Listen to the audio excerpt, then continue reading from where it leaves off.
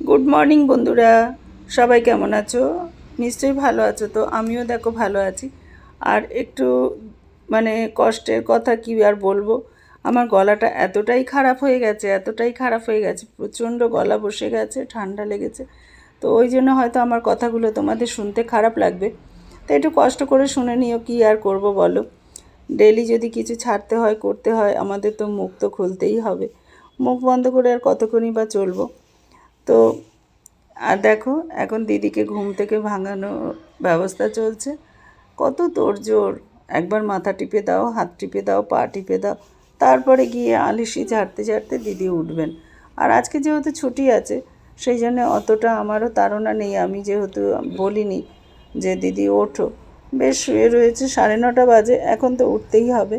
ওই জন্যে বাবা এখন হাত পাটা টিপে দিচ্ছে। এবার মেয়ে ধীরে ধীরে দেখো আলিশি ছাড়তে ছাড়তে এবার উঠছে। তা তোমাদের কার কার ঘরে এরকম আছে যে বাবাকে এত তোষামত করতে হয়? তো অবশ্যই কমেন্ট করে জানিও।